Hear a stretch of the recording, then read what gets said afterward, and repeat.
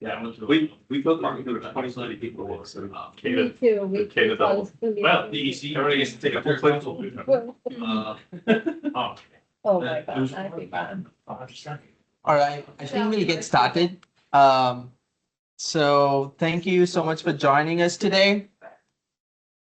This is going to be our fifth workshop. I'm Harish Pawani. I work with Perkinsonville. I'm a digital practice specialist at Perkinsonville.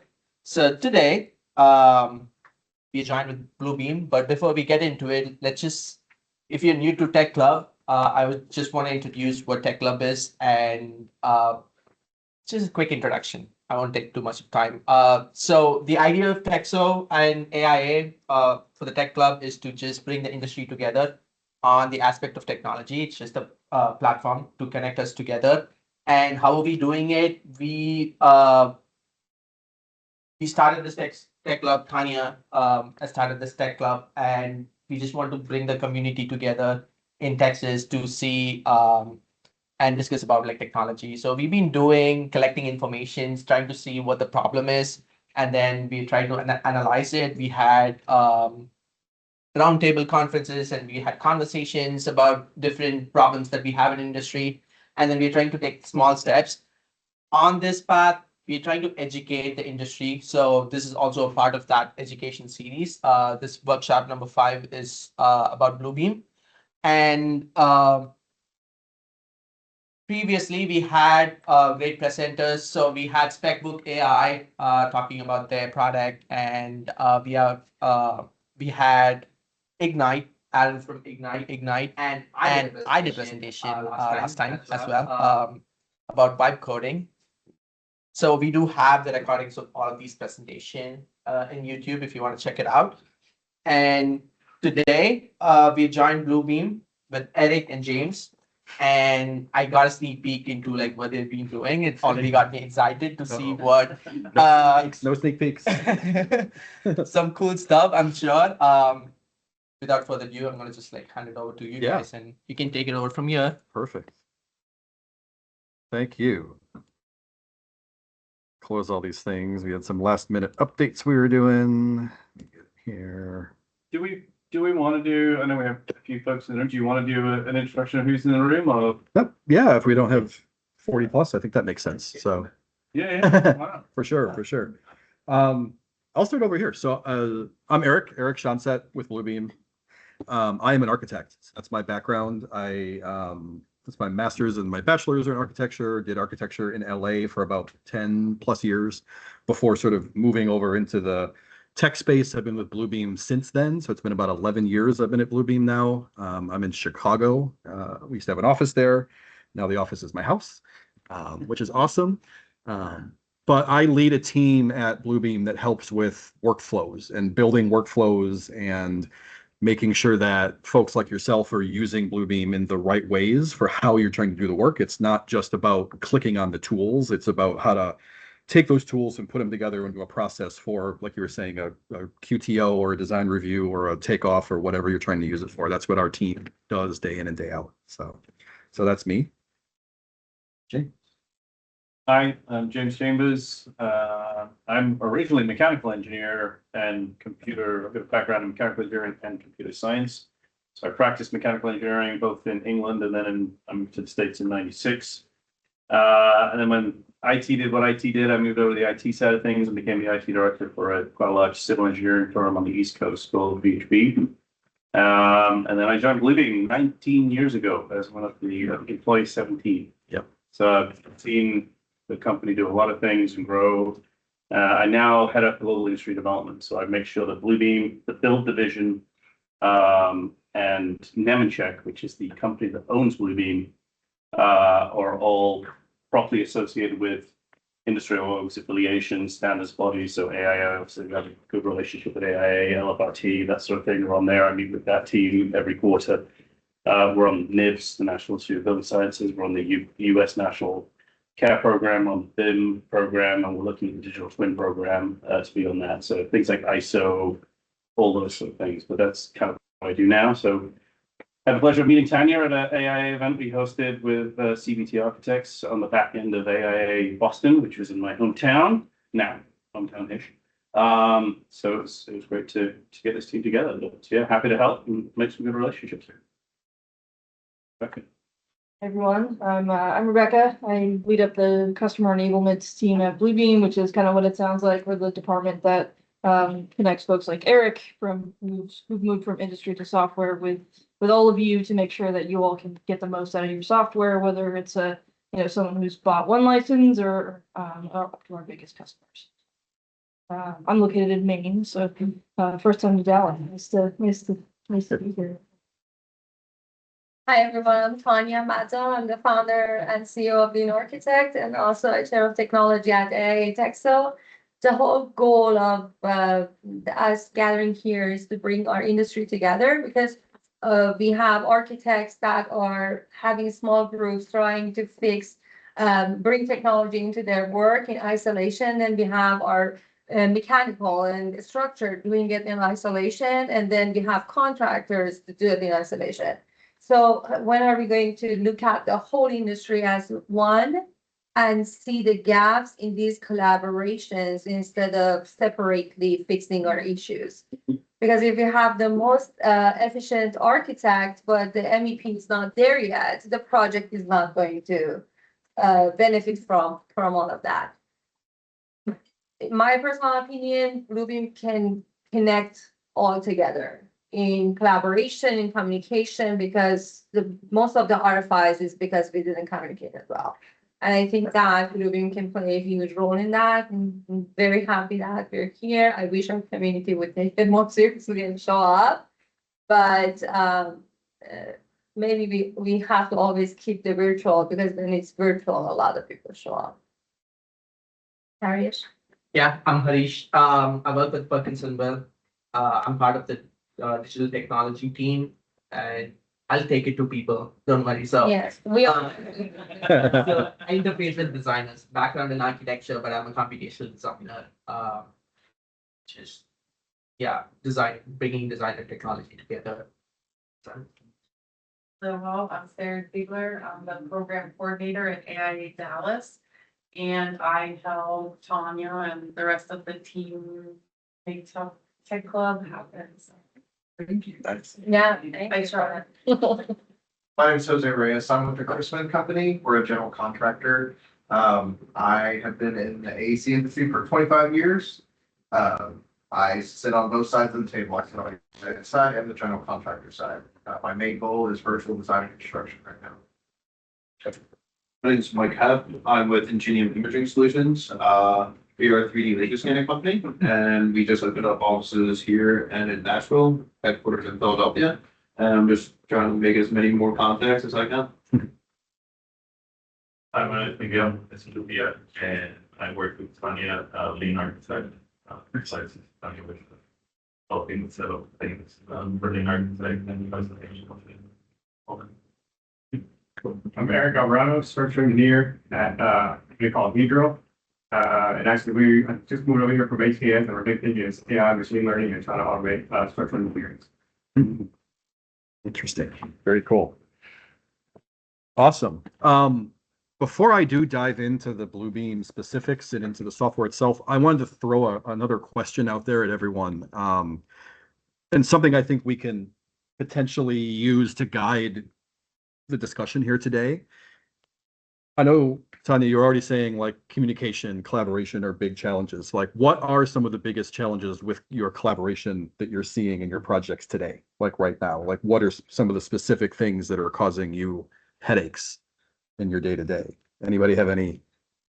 I mean, the submittals come and Okay. then we have to take them with pain because we have to agree on something. And then when we get that, we have to have our own way of naming and ordering them and putting them in cloud and then opening them one by one. When it is answered, we have like some people add -1, some people add dash signed, and it's just a mess. I don't Right. think we are doing a good job at all as an industry in communication. Right. No, the file naming is really an interesting one. It's something I actually am going to talk about in a little bit, to being able to make sure that you're looking at the most current things, and that we as an industry, we have CAD standards and there's BIM standards, but there's no like file naming standards. So that is definitely a big pain point for sure. Yeah. So I don't want to, know them, please, chime in, but the other thing is comparison. Okay. We have like 2 pages and then we want to compare them against each other. and Right. We have to just like eyeballs, we just compare them. Right. Yeah. No, I did a lot of that too, for sure. For sure. Anything else? I would just say, just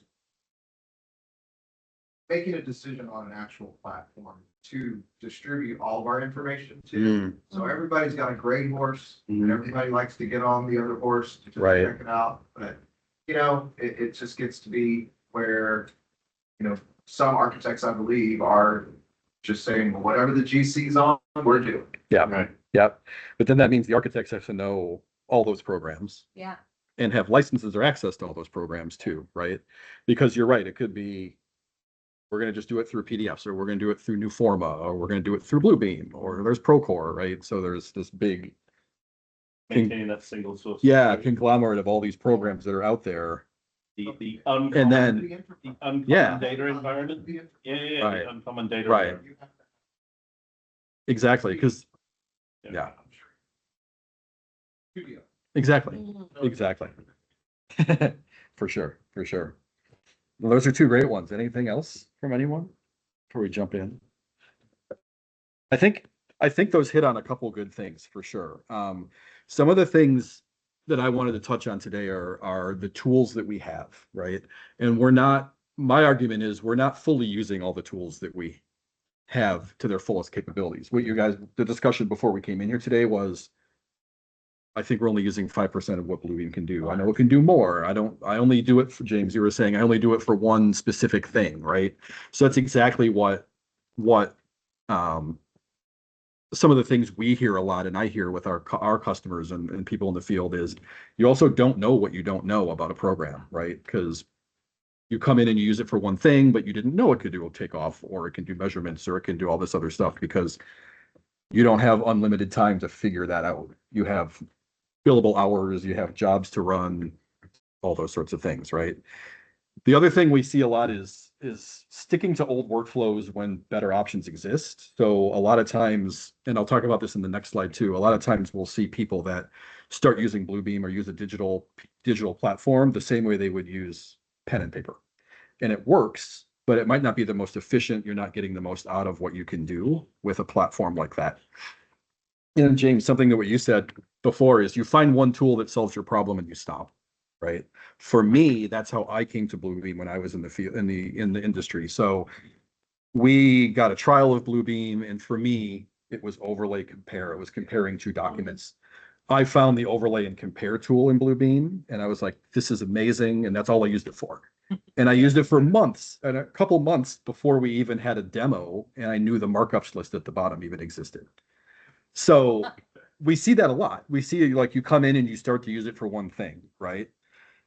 The other piece before we sort of dive in, as I mentioned, is the digital tools only work when we change how we work, right?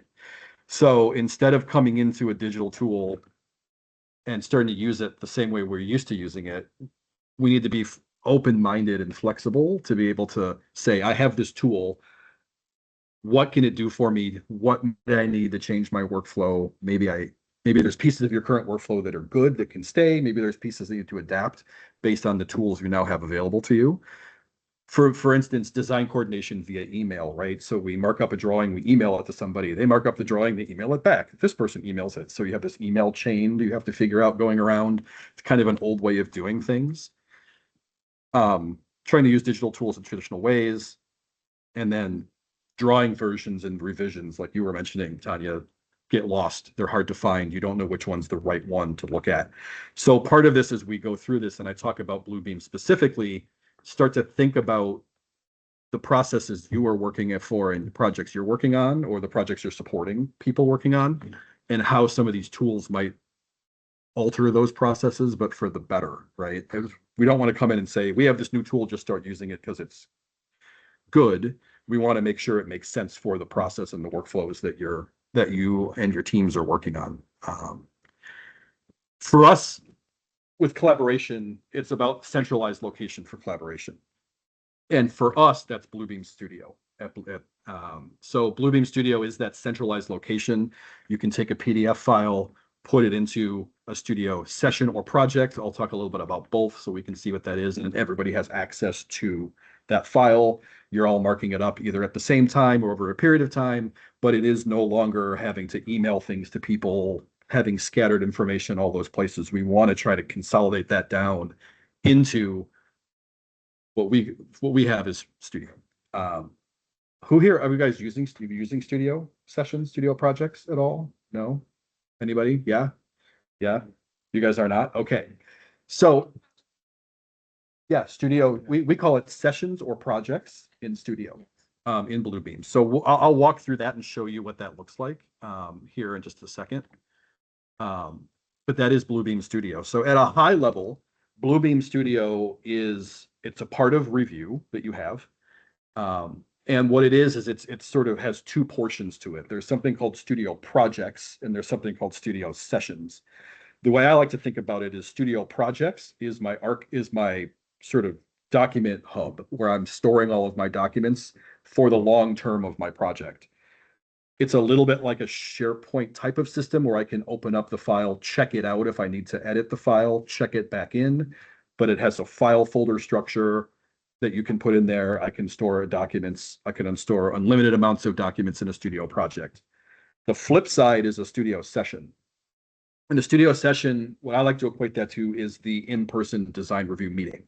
So the session is where I need a bunch of people. Maybe I need myself as the architect, but I need my mechanical engineer, plumbing engineer, structural engineer. I need that whole team to be reviewing these documents together.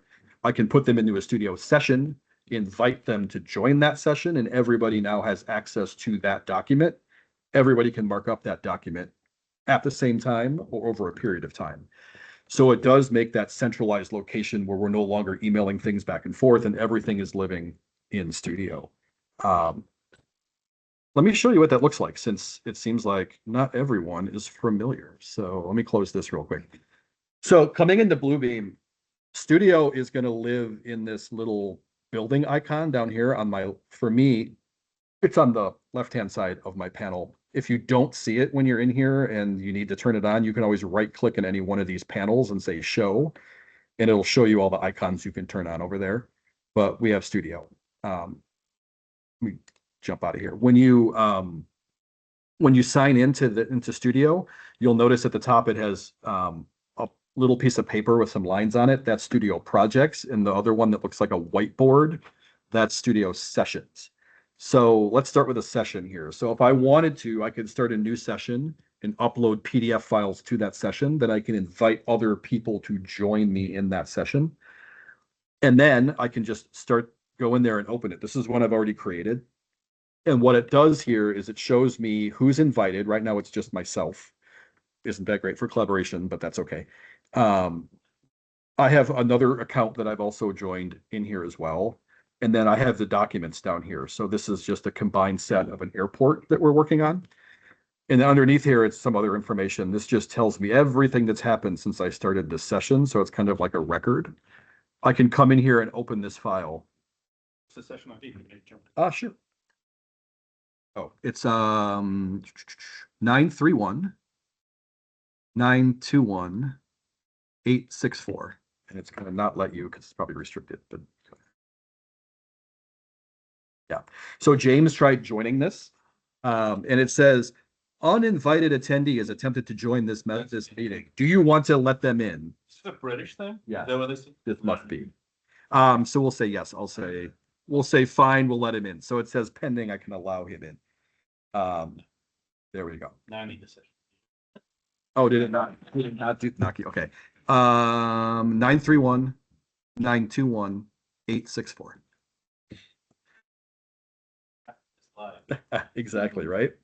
So now notice how it says James here, BB James Chambers. So James has joined, and now we can both mark this up. As James marks this up, I'll see his comments. As I mark it up, he'll see my comments. I can, just like I'm in other BlueBeam documents, I can thumb through my thumbnails, my view of my files. I can jump to a certain page. I can start marking this thing up, like maybe maybe we want a door from this room into the building and not just from outside, so I can use my tools in my tool chest. Hopefully you guys are using a tool chest. We'll talk about that in a minute. But I can add a cloud right here. It says add door, right? Whatever I want to say. The thing that's really nice about sessions is I can mark this up. I can move around and edit my own markups, but I cannot edit James's markups.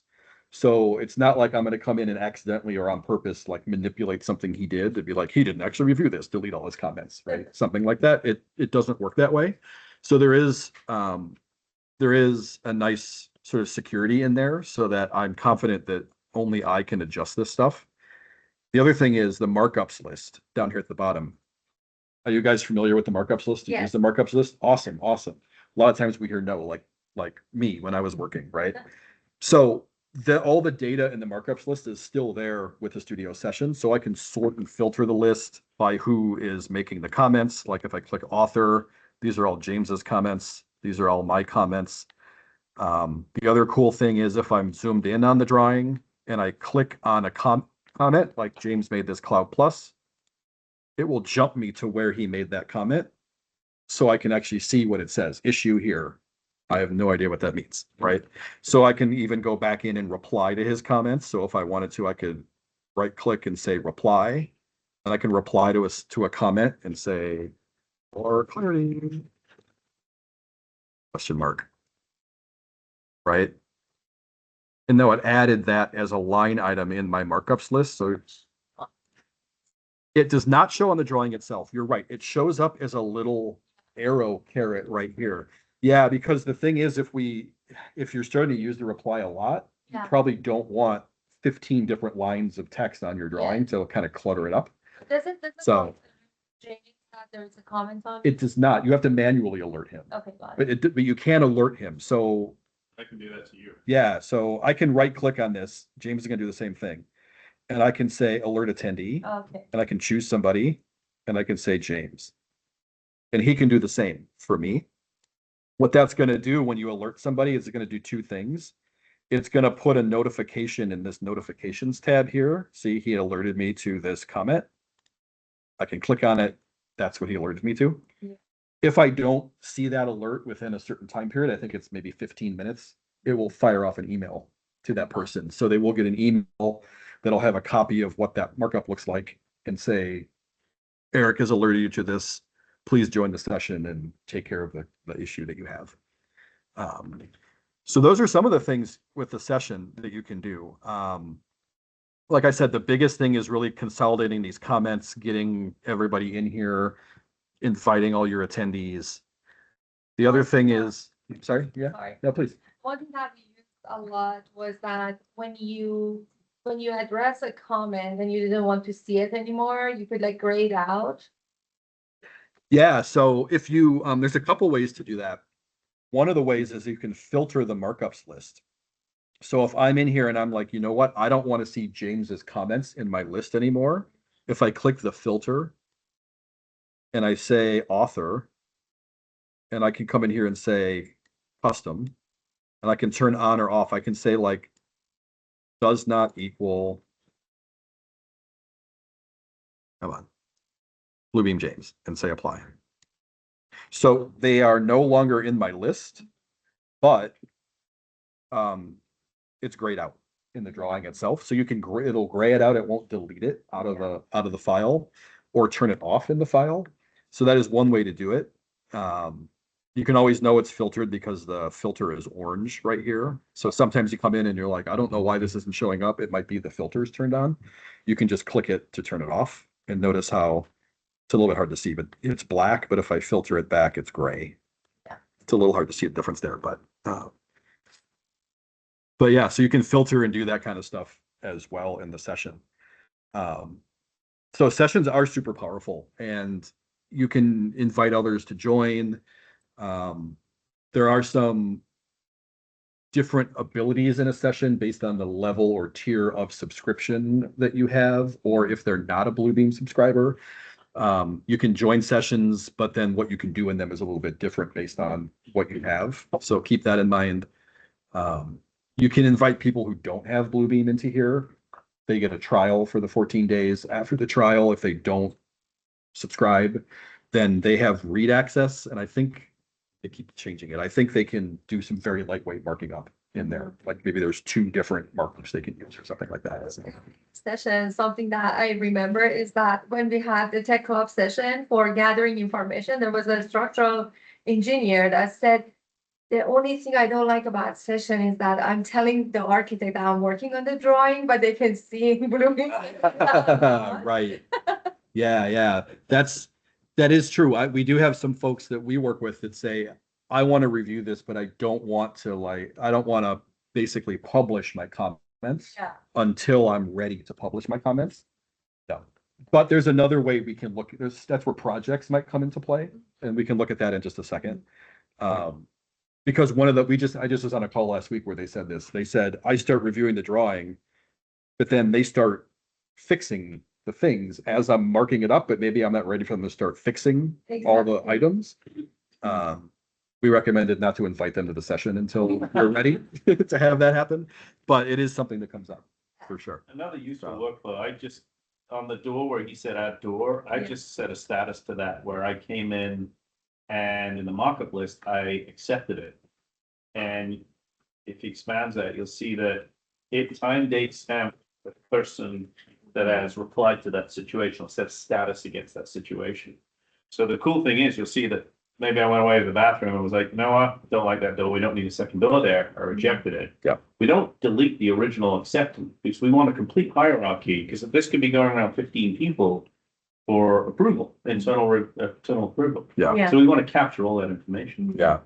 The other thing with the statuses, it talks back to the moving to a different way of working than by paper. I see a lot of people who are still doing red line pickups with BlueBeam, but they're using a highlighter to highlight over the ones that they're done. Yeah. The problem with that is now your markups list has a lot of extra stuff in it. It has highlights over each one that you don't need there. So statuses, you can set it to complete or not complete, or you can set your own custom statuses as well. And then you can even have them change color based on status. So for us, a lot of times is the add door is red. If I say complete, it can change that to gray or green or whatever color you want. You can set that up in here too. So it's a different little bit of a mindset than the old way of like, okay, that one's done, and keep checking it. You can use the statuses and it keeps it much cleaner as you're going, for sure. And as James did, you can do images and stuff like that. So it's just an image of a glass panel door. We might want to add in here. Minimal So. stage. Right.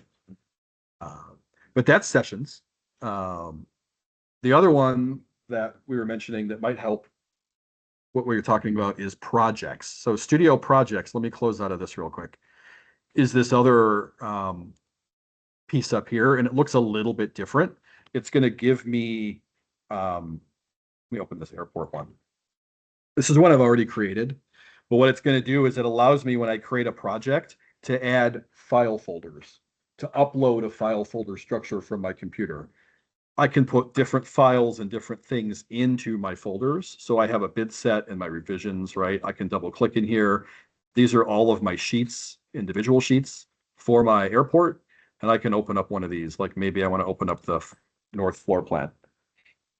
The biggest thing to keep in mind with a project is it's one person editing the file at a time. You don't have that live collaboration anymore, but it gives you a lot of benefits over a studio session in some cases. One of the reasons that this is nice, I'm going to close that a little bit. There we go. Is when I am looking at this, I have a padlock up here by the file name. That means this is a read-only file right now. I can look at it. I can basically zoom in and zoom out, pan around, do that kind of stuff, but I cannot do any of my markup tools. So if I go to my markups, they're all grayed out. And that's because I need to check this file out. So if I want to edit this, I'll say check out. Now, this file is acting like it's a file that I just opened in BlueBeam off my desktop. I can do anything I want to this file. I can rotate it. I can snip things out of it. I can make comments. measure things, all that kind of stuff. So I can come in here and say, maybe we need to, like, we have too many stalls, remove stall, or whatever I want to say.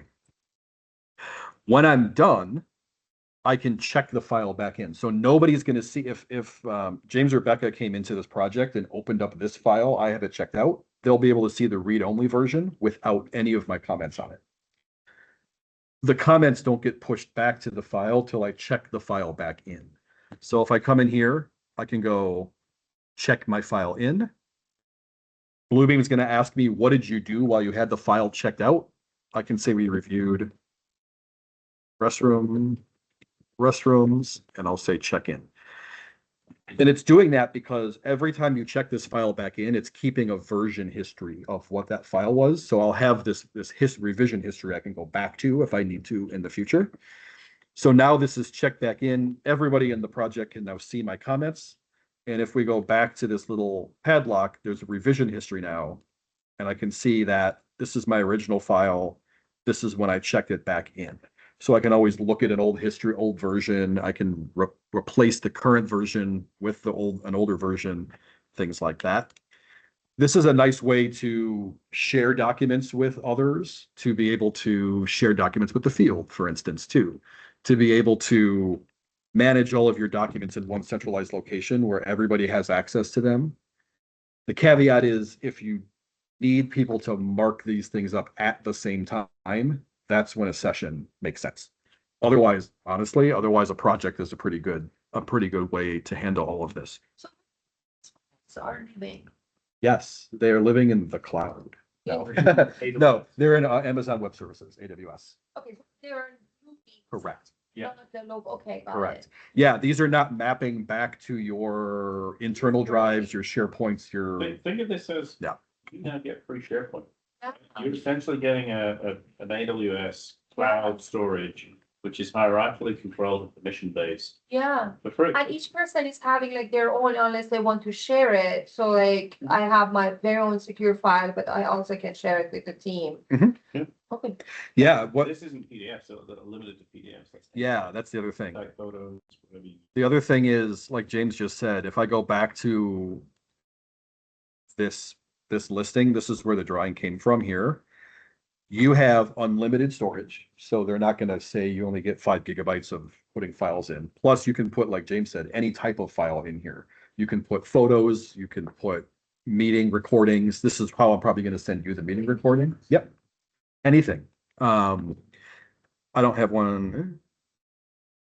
I might have it in here. We have several companies that use it for site photos and construction progress photos. They'll put them all in a studio project. Yeah, so one of the things that honestly, the other thing you can do in here is you can take any file in a studio project and you can right click on it and say share a link to that file. And what's going to happen is you can say, I want to share this for the lifetime of the project or 24 hours. If you say lifetime of the project, then hit OK. And I say copy that link to share it. What's going to happen is you can send this in an email to somebody. When they click on it, it's just going to give them a download link for that file. They don't need BlueBeam anything to download this file. It'll look like this. Just 1 second. And you can use it. It will be BlueBeam branded and we'll say a BlueBeam Studio file has been shared with you. But if you click download, it's just going to download this file like you're downloading it from your web browser. And it'll get it to them in its current state. So they'll have their own copy of that file. We use this for training recordings of our videos. So you can use this almost as a file transfer as well. If you have large files you need to send to somebody, I've used it where I've zip filed some stuff together, put it in here, and then sent that as a link so people can download things. So it's a nice way to use it as a file share as well. Please do not reinvent Napster. Right? That's dead. The other thing you'll notice, there's a couple files here that have this circle in front of them with a piece of paper. You can take any file, any PDF file that's in a project and push it to a session. So the sessions in the projects can talk to each other. So I can go ahead and say, okay, this roof plan, I can right click and I can say add to a new session. And I can give that a name. And say, okay, and it's gonna make a brand new session with that file. It's gonna check it out of my project. I can then invite people, we can mark it up. Once we're done marking it up, I can finish the session, come back into the project, check it back in, and then we have the copy that is marked up with everybody in my studio project. So the project can be that centralized location for all of your project files that everybody can access. So, what's the idea behind like having all of these like uploaded? So say I have a video and then can I view that video? You can view it, but not like a video, not through BlueBeam. It will open up whatever is your default movie viewing application. What's like the So, purpose for having all that? They have like a 3D model or something. right. Like, what's the idea? It's sharing. It's a DMS. Think of it as a lightweight document management system. Think of it as a communication and collaborative project. You've got all your JVs, your subs, your third parties. You might want to work with your client, or it might be internal. You do entire internal peer review, or interdisciplinary review and approval. You might want to send a contract document around and have all the responsible parties digitally sign it or approve it. We're just creating a collaborative environment for you to share whatever you want with whoever you want. Right. And do whatever action you want with it. Yeah, but you're right. BlueBeam's not going to open your Revit model, for instance, Yeah. or open your video. You still need to have those programs. You can, You can open your IFCs.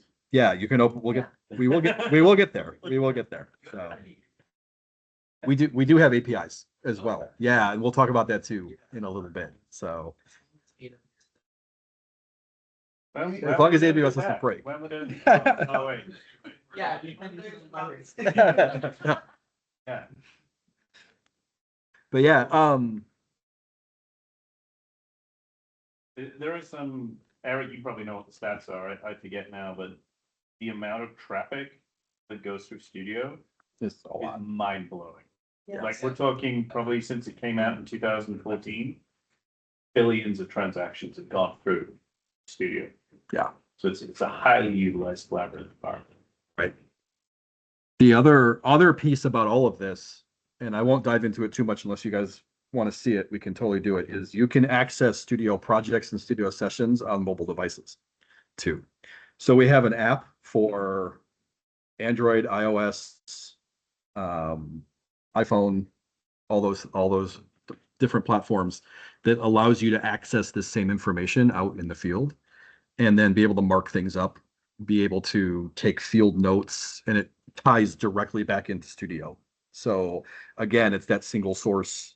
Everything's in Studio, and now we're just providing, oh, it lives in Studio. I'm going to access it in Review. I'm going to access it on BlueBeam Mobile on my iPad. Maybe I have an Android phone. I'll access it there, but it's all tying back in where Studio is sort of the central hub of all of that. So, so that's the other stuff that we've been working on. So there are the mobile apps are not meant to be a full replacement of Review on your desktop. It's really meant to access them in the field, make markups, get drawings out there. So there are markup tools, but they're not Still, every single markup tool we have right now. But each one is also documented.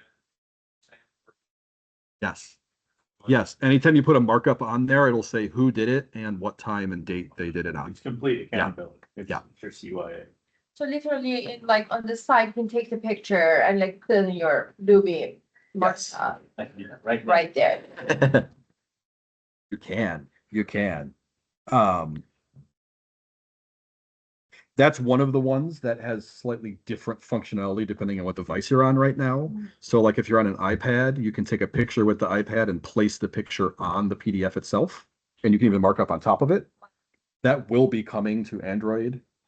And we're going to be also making some more updates to the way photos are working on the devices here to catch them up with how it works on the desktop. So, yeah. Back, if you go. Are you back in that session? Yeah, go back to that session and then wait 1 second while I just add something else that will hopefully blow your minds. Uh-oh. I added 2 capture things to that session. One was just images. One was just pulled right now off the camera on my laptop, which is probably horrible. But the other is you can have a folder full of files that you can associate to any markup, including Insta360. So this was a Insta360. We took a BlueBeam office as we were retroing it. And again, talk about a picture saying 1,000 words. So this is what James was talking about. So this little icon here is a capture icon. So what that did is that attached a photo or a series of photos to that markup. And if I click on it, it'll open it up. So So yeah, if he clicks next, and now you've got a complete 360 of Wow. everything, what's going on. So Cool. talk about context. can you edit these two? No, you can't edit those. You can rename it. and You can't mark up on top of that. No. But you can, something we released relatively recently is the ability to mark up on top of some of these. I don't know why. Oh, maybe because the 360's in there. It's Yeah, not gonna let I me. think I'm. Okay. But But yeah, the other thing is if you had another one of these. So you can basically, you right click on any markup. This is the piece, this capture itself is the piece that's coming. It's not here yet on the mobile, but you can come in here and say, why is capture? Oh, because it already has something else. That's weird.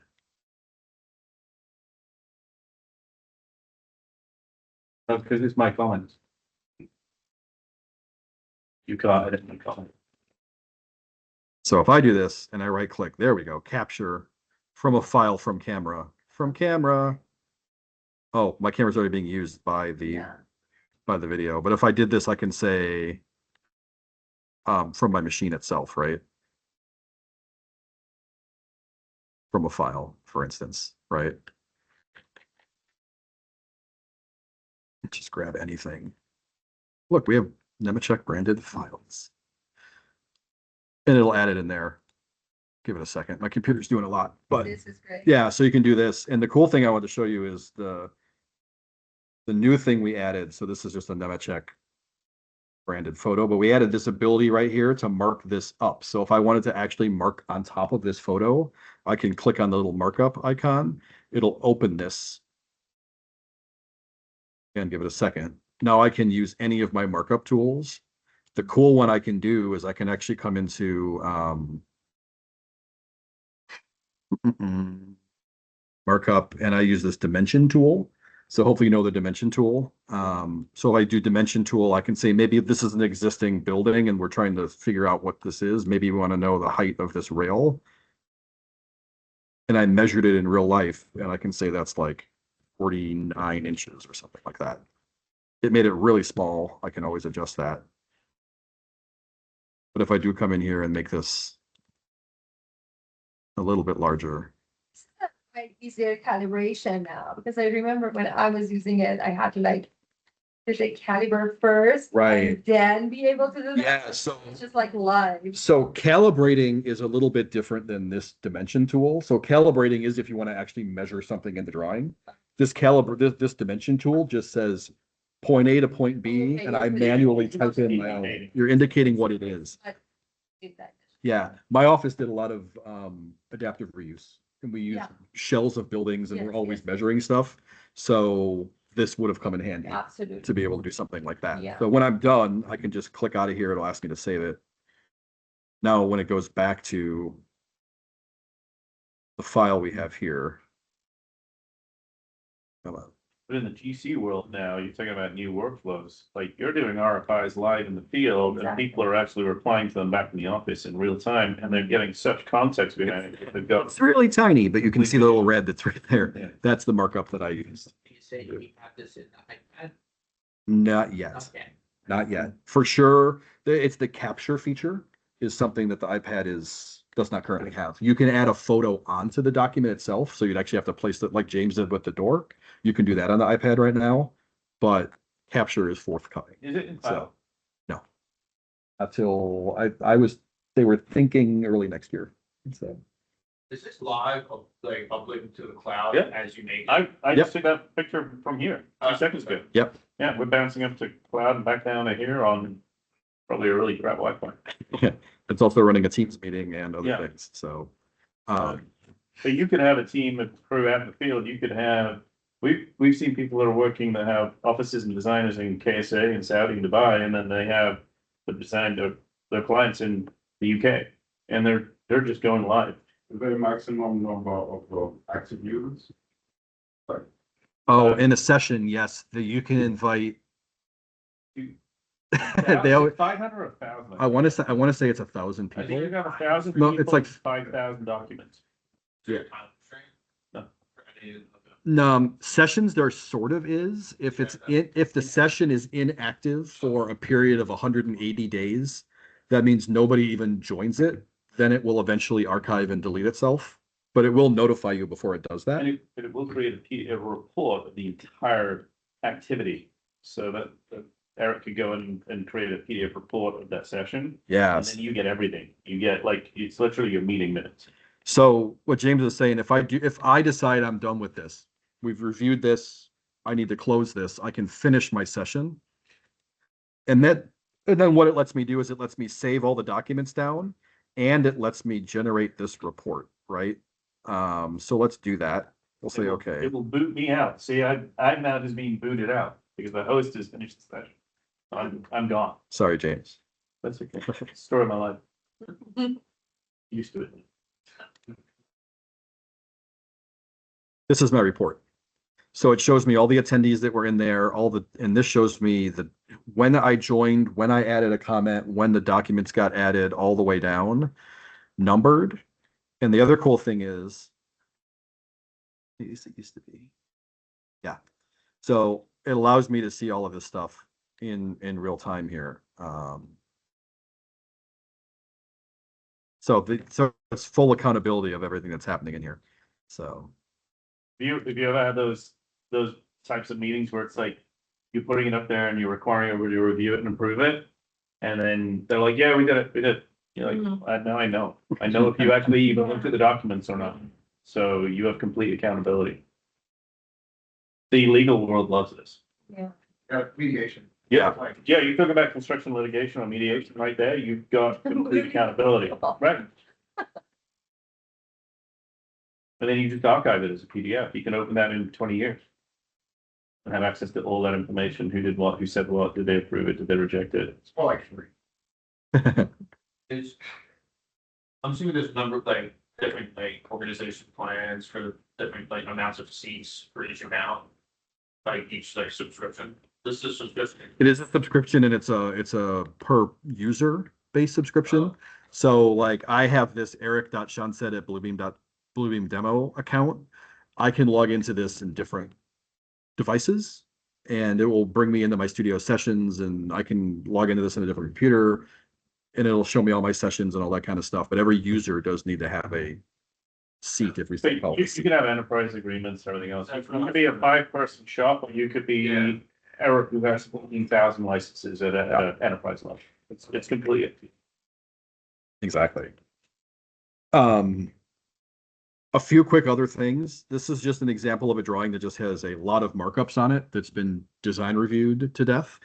One of the things we can do, I want to talk a little bit about this report, this markups list and reporting out of the markups list. Have you run summary reports out of the markups list before?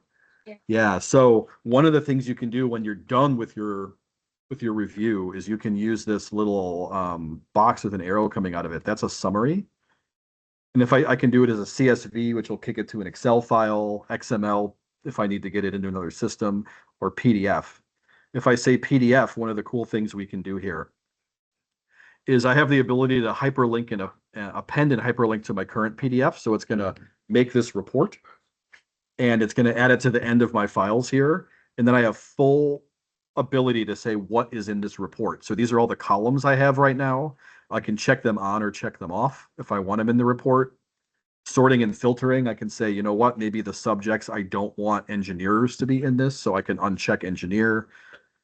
You can also then sort and sort this. So I can say, you know what, let's sort it by my subject and then by my page label. And then on the end, I'm going to leave the rest of these as the defaults, and then I can say okay. And that's going to run, it says 132 markups on it. So it's going to run this report for me. It's going to make it a nice list, give me thumbnail view of each item. All the information that we checked is going to be there. And it's going to be able to hyperlink between the list and the drawing itself where the markups took place. So if you're using this, but you're not checking that append and hyperlink, I would recommend definitely to do that. The other thing in here, I glossed over it, but at the bottom of that last window, it said save and load config file. That means if you go in and you set all the settings of how you want the report to look, you can save the config file. It's a little XML file. You just load that in the next time you want to run the report. All the settings get loaded and you can run it so you don't have to recreate that every single time. If you're doing a weekly job site report or something like that, they can look consistent amongst everybody in the office can kind of use the same thing. So I was going to say I should have used one with a little bit less stuff in here, but this is my report. So the report, it does, I did put it on a BlueBeam letterhead. So that's why I have the BlueBeam logo in here. And then this is showing me all of the items that are in here. So you can see it says trailer, right? Subject, site plan. Andrew put it on there. Well, I don't really know what this is. I can click on this icon. I click on the markup here and it takes me back to the drawing where that took place. I can zoom out then and see the full context, but I can always use this little arrow with a circle, my previous view, to go back to my list. So if I open up the thumbnails view too, these 4 little squares, it's showing me my drawings, which were 3 pages, and now my report, which is up to 22 pages, right? So it puts it at the end. And I can now send this off to anybody that needs it. The really cool thing is these links back and forth between the drawing are not BlueBeam specific. It's just a PDF hyperlink. So it'll work with anybody. If they're not using BlueBeam, it'll still work for them. ISO 27,000. Yeah. The last time I used it was like for a long time ago, but we had to like link them back at the time. We Oh, wouldn't create the hyperlink. okay. I don't know why it would be doing that because having it automatically create the hyperlink has been around for quite a while. So Should Not in report. Mhm. In like when we wanted to connect something to. oh, when you want to connect, Yeah. you want to automatically connect something. Gotcha. Yeah. You want to like say you want to connect Yeah. this Office 249 to something else somewhere else. You mostly do that manually. There is a way you can do a batch creation of that, but it has some parameters around it where you can basically take a set of drawings and recreate the way a Revit model works, where you Yeah. click on the call out and it takes you to the page. So you can have review automatically do that. Yeah. So I can show you that if you'd like. You can also, have you used the search functionality? So you can Yeah. search for textual based words. Yeah. You can search for object driven things. So you could say, find me every register in here. And it would search the whole drawing, or find me every toilet, just one track mind. Find every toilet. And then if you happen to have the specification or a hyperlink to the manufacturer's site, you can, on search results on the findings, you can apply actions to those. So you might say, hyperlink every one of those to a Kohler type 27 toilet, and it would do that automatically. Yeah. So what James is saying in the search feature here, by default, it's a text-based search, but if I click on the picture, it allows me to get a rectangle right here, and I can just draw a box around what I want to search for, and it'll show me what it's going to search for, and then I can say search. Right now, it's doing it in the entire document. You pull that out, he could search an entire project folder. Yeah. It could have 20,000 drawings in it, and it would do it. And now I would lunch, but it would do it. So the results here, it is only finding these 3, which is what it should probably have in it. So you can select all of them, and then I can do a bunch of things to what I've selected. That's one thing I can't do, unfortunately. Yeah, I can hyperlink them to something. So if you wanted to send them to the product spec website, I can mark it for redaction, which you probably won't want to do. That's just illegal, redacting it out of the drawing. I can count it. That's a big one that we see this used for. So I can have it automatically count how many there are. And it will pull up any counts I have in my tool set. So if I already have a plumbing fixture toilet count, I can select that one and it'll automatically add them, or I can highlight it. So if I do that count, for instance, I'll just use the normal. Shouldn't be added in BlueBeam. That should go back to the 3D model eventually because Right. of the legal stuff. So, Right. yeah. Doesn't make sense. But now there's those three, Yeah. right? And that did put that in the markups list as well, because this is the count with three items in it. So we see that used a lot. The work we were doing and I was doing, we used to do a lot of, you guys probably do plumbing fixture counts and all that kind of stuff for submitting drawings. We would use that for those kind of things. I couldn't find the other. Yeah, I don't know why it didn't Maybe, is it because the markup that you have on top of? Oh, there's, potentially. there are there are variances, like you can say, he might have had find exact only, meaning. Oh, that yeah. Has underlying, that actually, the one on the right has underlying content. You see how there's a dimension line going through the toilet? So that might have counted that, and because he probably had find exact only, you can say, find it where if it's in the slight rotation, or Yeah. find it if it's got underlying content already on it, so. That's you can refine your search. this right here. There's a sensitivity slider and it was way over to sensitive. So that's going to be like match it exactly. I always like to keep it in the middle. I don't know why. I Because put it you're on that less side. sensitive. Yeah, it's mine's different. Mine is definitely different. Say like 30%, it gets like Yep. more, right? Yep. Exactly. But this is crazy. Yeah, Doing image recognition on a sheet. yeah. It'll find, like James said, it'll find rotations of it. The one thing it won't find is if the icon gets bigger or smaller, because it doesn't know how to scale and find it. So it does need to be the exact same size. But we see folks use this all the time. A lot of times on the contracting side for estimating. They'll go through and they'll do this, then they'll do a double visual check on the back end to say, oh, did it catch everything? Like it didn't catch those three for some reason, those two for some reason. So I could come here to the triangle and right click on it and say, resume count. And then I could manually come in here and add those other two if I needed to. So. But if you're doing the first round of automated QTO, this captures 98% of it, as opposed to going sheet to sheet doing manual counting. So I'll take 98%. Right, So, right. Yeah. I remember we had like a set of drawing that was like 500 pages, and then we needed to change like one specific area in every single sheet. We were like, how are we gonna do it? And then we came to BlueBeam and just like, I don't remember how we did that. I would love to learn about it again. It was like we captured that specific Yeah, way. right click apply to all sheets. Yeah, if you needed to change, yeah, you can. I don't always like saying you can do this, but you can do this here. Uh-huh. And you can do some down and dirty things on these files where you can come into the edit and you can use these PDF content. You can cut and erase content in these Yeah. drawings. So you can snapshot the content too. So let's say I want to cut this content. I'm going to cut out the wall and these two doors. So it's actually removing it from the file itself. And then I'm going to paste it back in and move it down. So if it doesn't break.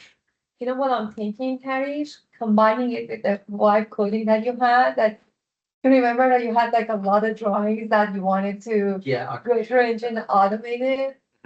this is crazy. That's gonna be another question. Like, so I did a session on vibe coding.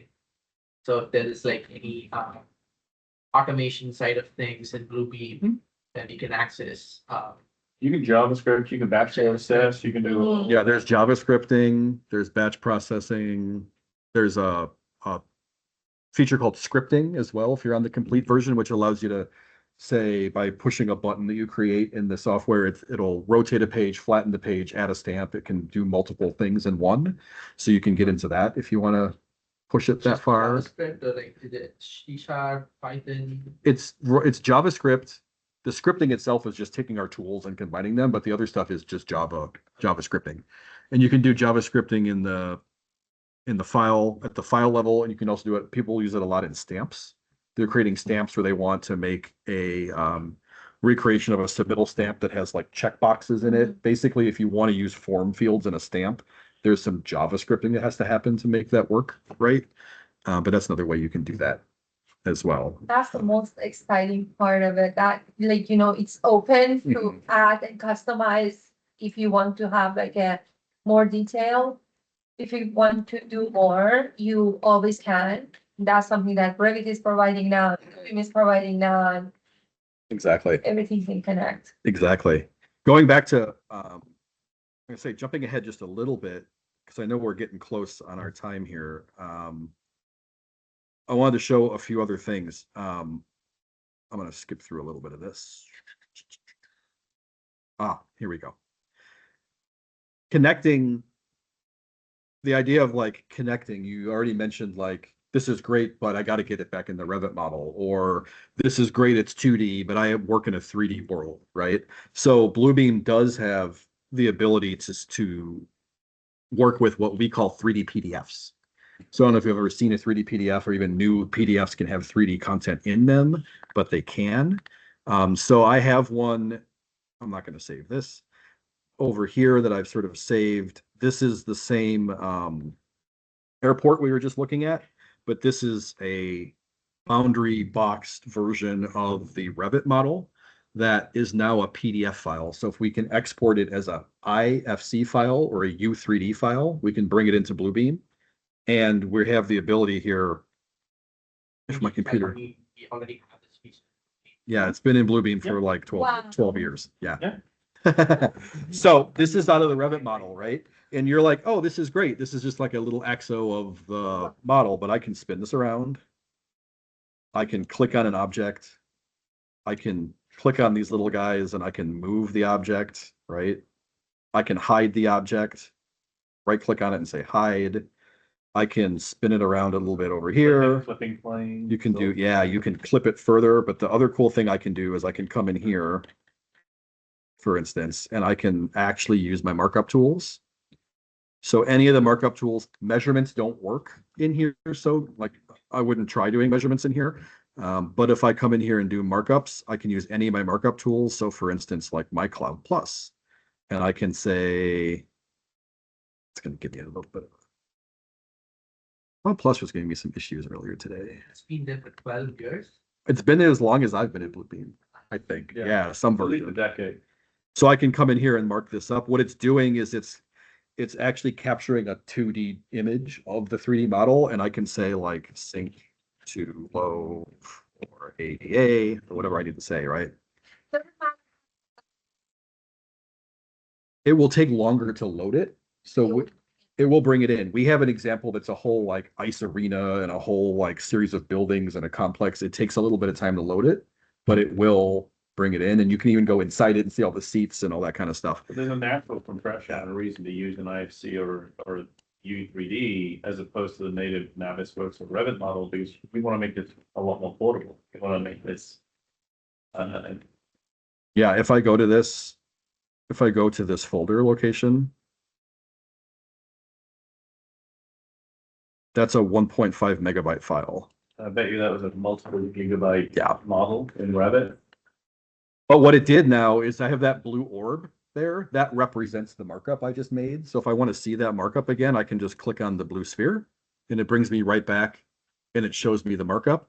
Also, it's still tracked in the markups list. Oh, still in 3D. The other, the other cool thing is I'm going to close the markup over here. The other cool thing is there's a 3D over here in the markups list. If I click on this, this is all the parts information from the Revit file. So it has my family information, my work sets, my phases, whatever data it does. It can bring in areas. You could, if you wanted to add some things, and you can't really add and do formulas and stuff in here. You could export this. Yeah, it will let you export this to Excel. So you'll see right here, it says this piece here. And when I highlight it, it highlights it here. So that's that countertop. The countertop is 197.5 feet. I don't know what that is. The area is 52 square feet, right? Right. So you can actually do that and pull that into, Limitation of I wouldn't do anything crazy. Like I wouldn't do an airport is one thing, but like, crazy. but You show it. So yeah, The biggest use for this that we've seen is in the RFI, the submittal stage, where you have the 2D PDF sheet. What do you want when you're out in the field? You just want a bit more clarity. So what's beautiful is in a 2D flat sheet, I can add a 3D window and I can insert an IFC, or maybe I just want an object detail, like a window detail, a rotunda or whatever else. And it'll look like Eric's gonna, James and I are mind melding. we are mind melding right now. It's a beautiful thing. But he can go, or is it edit and Yep. PDF content? or Yeah, yeah. So what I did here is this is my structural layout of the airport. But I also have the structural framing model. I added to the bottom corner. It's a little small, but I can zoom in on it. So I can actually come in here and spin this around and look at this, be able to do this. Like James was saying, one of the best use cases I've seen of this was actually shared with us by Thornton Tomasetti. Big structural engineering firm, if you don't know who they are. They were at a Chicago BlueBeam user group meeting years ago and mentioned that they were the structural engineers on Hudson Yards in New York City, right? Where they covered the train tracks and made a platform for high rises to go up.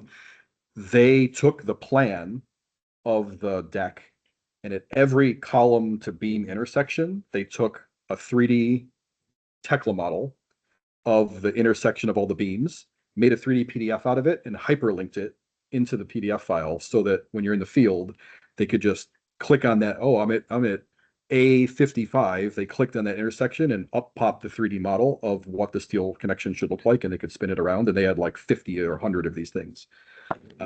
So it's starting to be ways that we can bridge that 2D and 3D world, right? Especially with portability, because the last thing you want to do is give somebody your Revit model, right? You might not want to share that with them, but you can share what is now a 300 kilobyte PDF with an embedded IFC model into it. That's highly portable. It's view only for them. Yep. Yeah.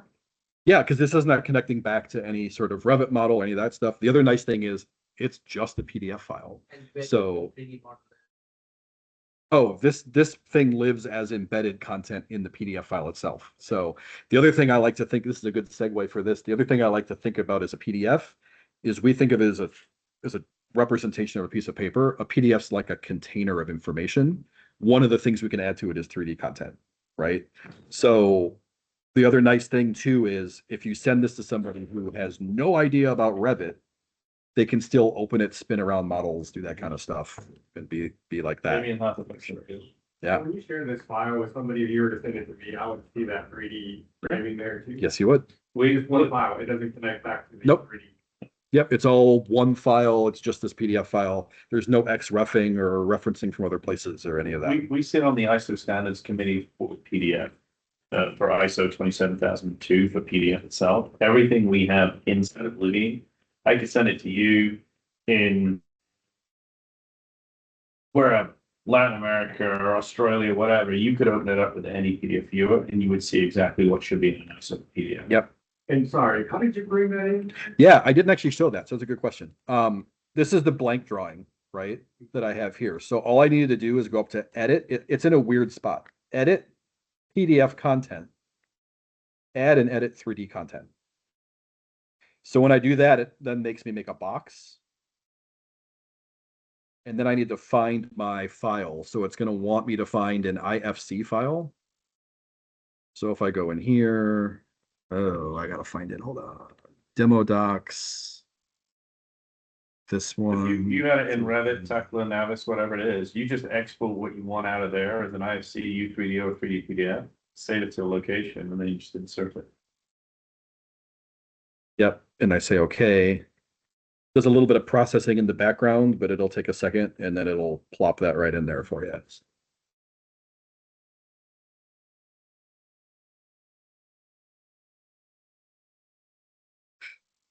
But yeah, like I was saying, it's starting to bridge that 2D, 3D world because as we know, like the design, most of the design world is doing 3D models, Revit models, other types of models. At some point, we make 2D sheets because we have to submit them for plan and approvals. We need to get them out to other people. We lose all that 3D information, and all that information in those models gets not used. There's some statistic out there that's like 90% of the data that goes into these models just gets lost by the time it gets to construction. So this is one way to start to bridge that. And it's only IFC. Correct. U3D, I believe, as well. Yeah. Yeah. Because I think what it actually does is I think it turns it into a U3D and then puts it into here. All of which are exportable formats Yep. from any main. Yeah. Modeling offering. We pretty often do it with Rhino, Mhm. share objects to. Right. Yeah. But yeah, Rhino, if you can get that out as an IFC or a U3D, you can get it into Yeah, we BlueBeam. don't have IFC in Rhino Okay, export, maybe usually BlueBeam. maybe. Just say it's been a long time since I've been in Rhino, so Sure. Yeah, Revit, definitely, Navis, Tekla, right? Yeah. In the Rhino to Revit, but it's one extra step, right? I mean, this is what yeah. Maybe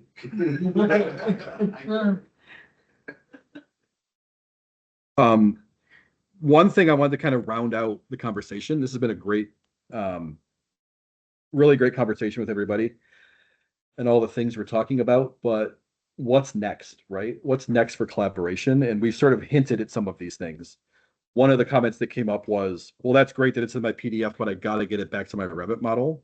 That's something we're going to be doing.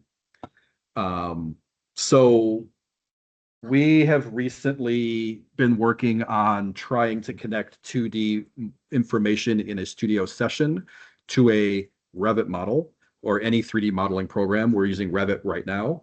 And we just announced this at our conference we had about the beginning of the month that we're going to be able to connect a studio session to a Revit model and be able to mark up like we were marking up today in a session, but those will be able to show up in live time directly in your Revit model, not just in the 2D sheets, but in the 3D views. Yes. Yes, that's a screenshot. I didn't have a video of it, but that's a screenshot of it. So that's the studio session on one side, that's the Revit model on the other.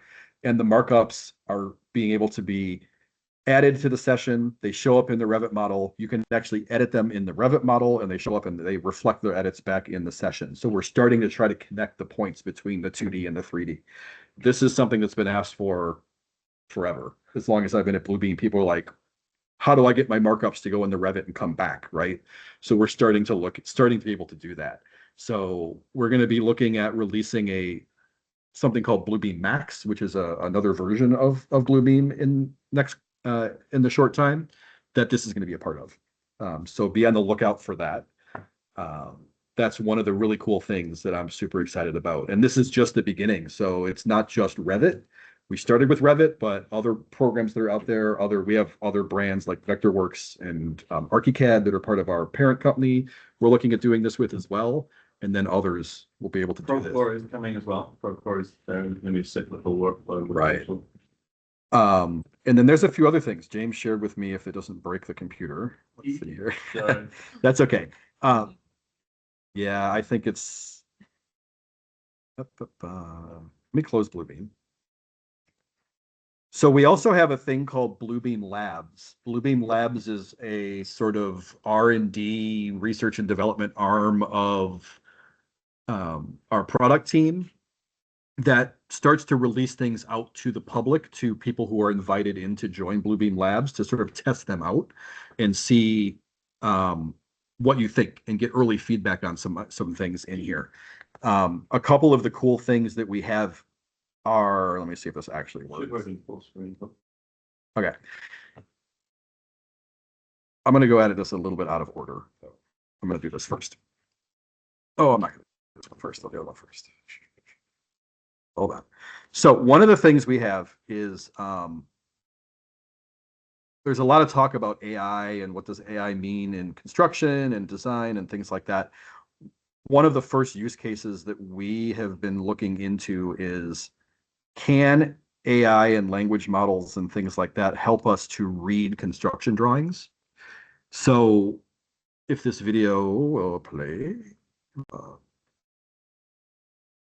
maybe. What this is this is the ability for you to load in, I don't know if this is going to work, load in a series of PDF files, and then BlueBeam will analyze them, understand this is a plan, this is an elevation, this is a section, and it starts to like cut them out of the plan and like stick them together almost like you're cutting up the plans and you're sticking them together like a house of cards kind of a thing. Is it useful? Maybe, maybe not. But the big useful thing is how can AI and language models start to understand construction drawings? And then what can we do with that beyond just this one use case? And what that other use case is that sort of morphing into something we have called connected drawings. Let me see if the videos play here.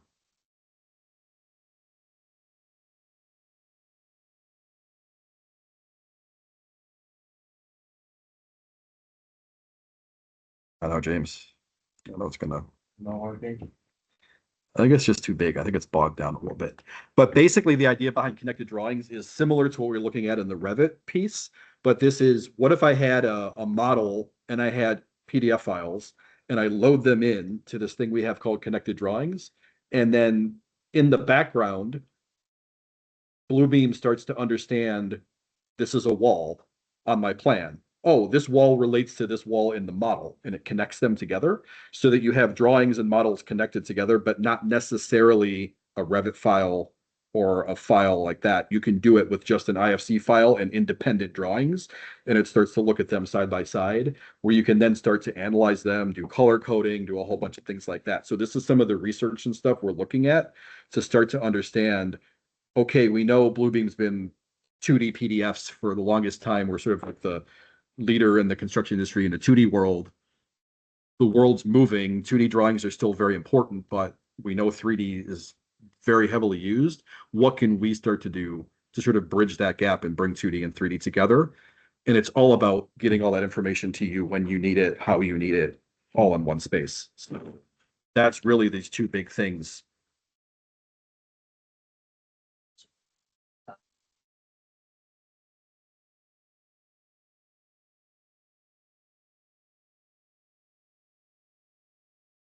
Yes. So if Bluebeam gets to a point I can understand, like this is a plan, it probably will get to a point. And as far as I know, there's no other software currently that can do that. And that's a very tedious, repetitive task that no architect wants to do. Sitting there comparing like 50 pages of shop drawing with the architectural drawing. And the drawings aren't necessarily the same They're not drawing. No, necessarily because you're looking at a plan and then you're Exactly. looking at like a detailed Yeah. drawing there. Understand that this is a plan, that's a plan, maybe it can just like color it as like this is this drawing and let's compare them. Even if to the slightest point saying that this is being compared to this one, it can help the industry. The second thing, and Jose, like I think you can back me up here, we architects create the level of detail of Revit to 300, and then we have tons of 2D drawings, and then when it goes to construction, they recreate a Yep. Revit model that is 350. Yep. Yep. When you get this to work, that can really change Yeah. the market. Exactly. Yeah. Going to your first point about the shop drawings, there may be a way to do that with this BlueBeam Max that's going to be coming out, because BlueBeam Max, one of the biggest things this BlueBeam Max level is going to do is it's going to allow you to insert or add to it an AI language model. So we're using Claude right now to be able to do that. So one use case I could see is you could load in your drawings, load in your shop drawings, and then go to the AI and say, these are my drawings, these are my shop drawings, compare them and tell me what's missing or what's different between the two. And it'll just go and list out all the things that are different. Freemas might be able to do some of that too. Right. Firmus can actually probably do some of that as well. That was an acquisition we just made. Yeah. That we're looking to bring the Firmus AI engine inside of Bluebeam as well. Yeah, Firmus is one of the things one of the use cases they have is you can load in a set of drawings, and then through the Firmus AI back engine, it will look through all the drawings and will say, oh, in your window schedule, it says you had window 02, but I don't see window 02 anywhere in the drawings. Yeah. And it'll make a list of all these things that it finds inefficiencies and things. So that's some of the stuff we're looking at. That's awesome. And that's an integration. That's a company we just acquired. And that stuff's going to start getting folded into Bluebeam pretty quickly. Yeah. So, yeah. To your earlier point, all those problems you're having at the sheet level, now when you talk about models, it's like, well, is that a design intent model? Is that a constructability model? Mhm. Is that an asset management model we're going to be using for FM? Like, to your point, they just get rebuilt. Yeah. How are you maintaining the quality of the original intent, like what that was? If it was a model for design intent, should it be the same model for asset management? Who knows? Do we Yeah. put the level of detail we needed into that to make it through to be effective at the asset management level? It should be the same model. Right. That's my Yeah, probably opinion. it should be. It because should be the same. Yeah. Liability. Liability, yeah. It always comes down to that, Billability. unfortunately. Yeah. Exactly. Sorry, you were gonna say? Just to interpret your slides. Yeah. I don't want-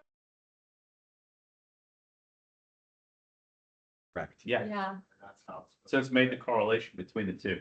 Got Yeah, it's, No. this is not the LL, this is not even AI, this is just, Putting a drawing model together and saying, well, wait a minute, I know that physical thing in the model has properties on it. If I hover over that in the 2D PDF, I'm literally translating those to the PDF.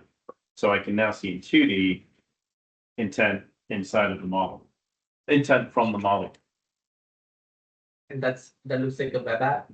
Is that- it's through, it's through BlueBeam, BlueBeam Mobile, we call it but mobile on web. So it is through,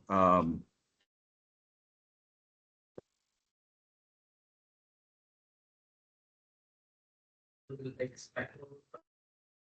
yeah, exactly, app. It's, if you go to app.bluebeam.com, if you're on our subscription plan, you'll have access to this. We can get you access into the labs if you're interested. We can have you sign up for being one of our, in our early, basically our early beta program. I'm not just like doing it live. I was gonna log in and see if I can.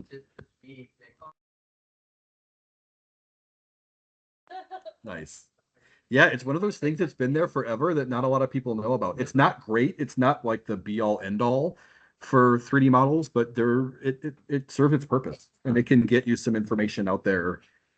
Yeah.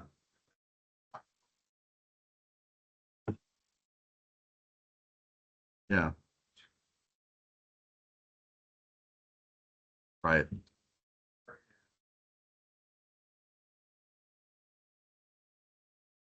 Yeah. That goes out to. Right. Right.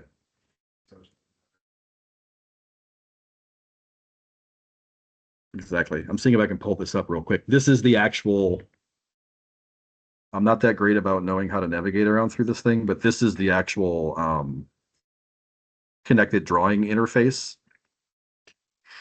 So this is the IFC, right? Yeah, this is where the IFC came in on one side and the PDFs came in on the other side. And I can come in, the zoomings. Yeah, I can come in and like select something and it'll show me, it wants to select. It's not great right now, but yeah. Calibrate it to the drawing. Yeah, you just dump this in and it sort of figures it all out. That's Yeah, it sort of does start connecting stuff through and looking at it. You might have to denote what floor is what and things like that, but it's been a while since I've been in here, so it might read sheet data and know like, oh, this is floor 1 or floor 2, that kind of stuff. But if I come in here and highlight like, yeah, there it is. It lets me do the floor or lets me do this wall. If I select the wall, it's that little tiny curved wall and it is highlighting it in here, but yeah, exactly. There should be a way to like, I'm sure there's a way to isolate it and stuff. But yeah, the whole idea is like, this is our first attempt to try to connect these things together. And then we wanted to get it to like what we call in the software world, minimum viable product, basically. So like, what's the minimum viable something that we can get in your hands that you guys can start to play with and give feedback back to us on? So that's what this BlueBeam Labs is all about. So yeah, but it lives in, this is the web application for BlueBeam Cloud or mobile. And if you sign up for labs and get lab access, it'll show up in here under this labs, under this little labs tab. So. But yeah, anything else? Any other questions? Any other burning things that we didn't cover? Because I know we've been going for like an hour and a half, which is awesome, but there's food and other stuff too, but we can keep the conversation going for sure. So.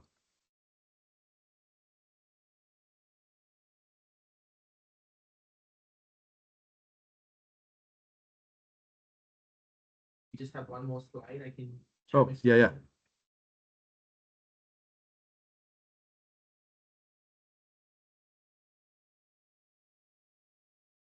80 already. Nice. Um, thank you all for joining. So we have another session, which is on November 5th by Teleworks AI. Not sure what's gonna happen, but it's something interesting. And thank you so much for this wonderful BlueBeam Yeah, of session. course, of course. I was mind blown. I'm sure a lot of other people are also mind blown.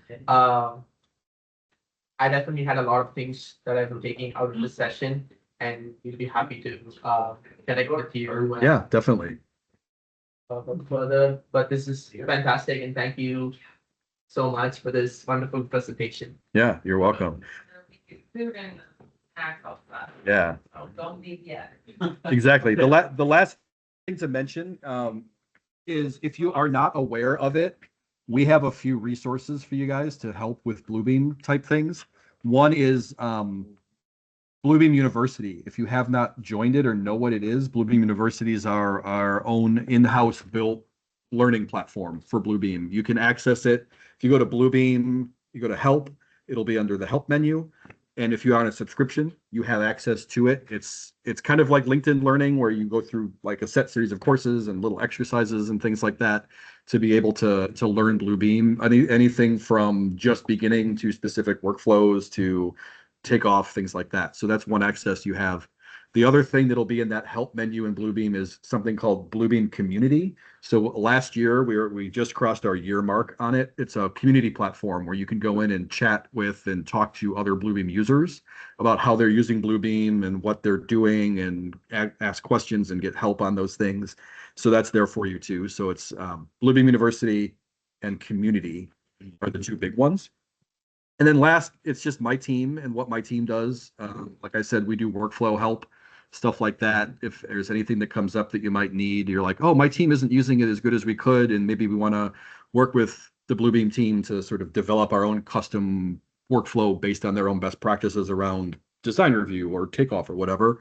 That's what we do every day. So we're available for you there if you're interested. I can definitely give you a card and that kind of stuff. But otherwise, yeah, thanks for listening to me talk at you for an hour and a half. So, right? Exactly. Exactly.